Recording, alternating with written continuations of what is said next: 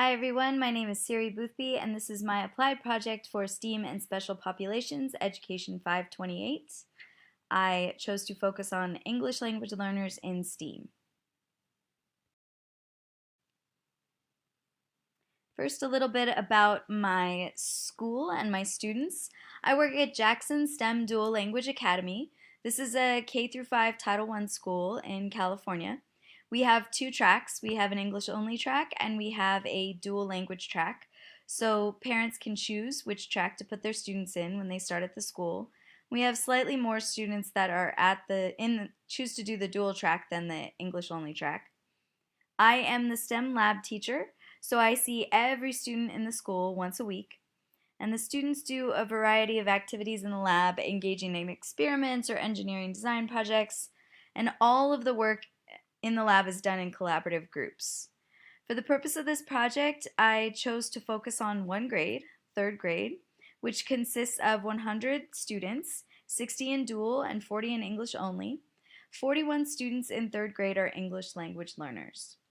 So to assess the challenges of this group, I decided to look at their English levels, compare those levels to my own observations, and conduct a Likert survey of the students.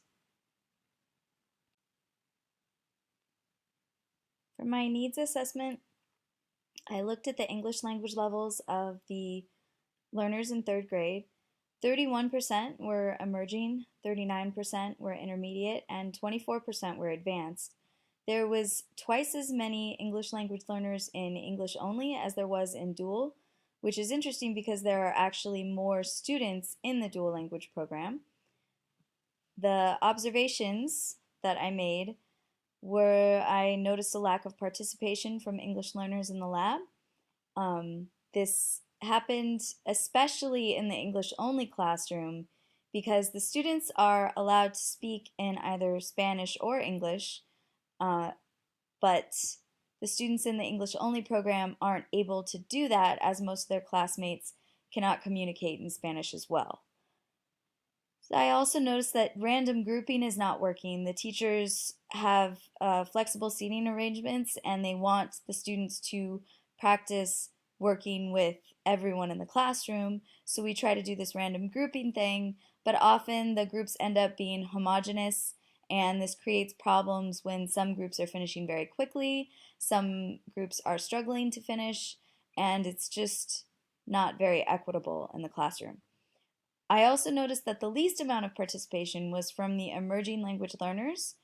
I really didn't see much problem with the advanced learners. They seem to be participating a lot, speaking a lot.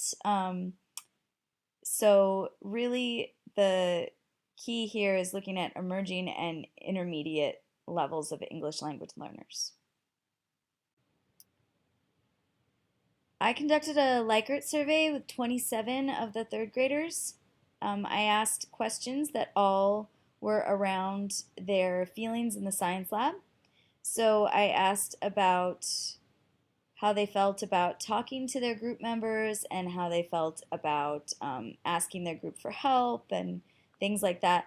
And the results, as you can see in Figure 1, they show that the English language learners in general agreed with the Likert scale questions sometimes. There was not much difference in the questions, ranging from a 3.4 to a 4. And from the answers given, it seems that the students surveyed know that their classmates like to hear their ideas in the lab, but when it comes to their comfort level and expressing their ideas, asking for help, or contributing to the group, there were slightly more disagrees. The students have had positive interactions when expressing ideas, but they still do not feel completely comfortable doing so. The needs assessment and literature read during this course has led me to find strategies to increase collaboration of ELs in my STEM classroom. It just keeps coming back to the collaboration and how important it is. In 2016, NSTA article states the importance of creating meaningful science dialogue through STEM, stating that this type of talk allows English to become more than just a second language to English learners, but even a part of their identity. In 2010, an article entitled Instructional Influences on English Language Learners Storytelling describes a study that found that collaborative group work increases English language learners' communicative abilities and reasoning. Based on the results of my needs assessment, I realized I need to increase confidence in the English language learners and to also give them a sense of ownership of the projects.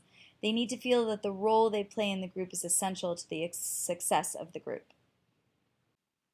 For my action plan, I decided to focus on teaching the students cooperative learning strategies. I'm getting most of these strategies from Dr. Spencer Kagan, who developed many strategies and structures for collaborative group work in the elementary school.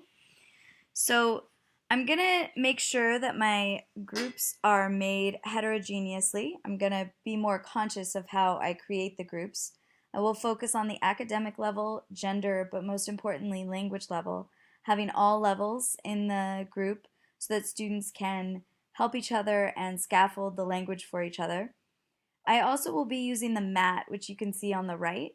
So every student in the group will have a number, 1 through 4, and they'll have shoulder partners and face partners. This will help me with structures such as pair share or round robin, where every single person in the group speaks, starting with person number 1 and going around the table. It'll also just make sure that I'm more equitable in discussions and giving students a chance to participate in various activities.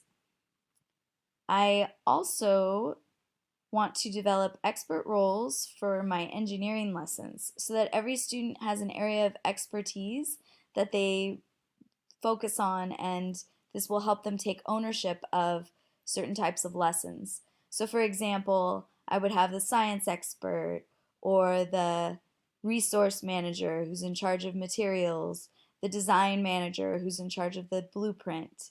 So this will just give them something to focus on and allow them to see how important they are in the group, and hopefully this will create this sense of positive interdependence where every student sees every group member as vital to the success of the group. Thank you everyone for listening. This concludes my presentation.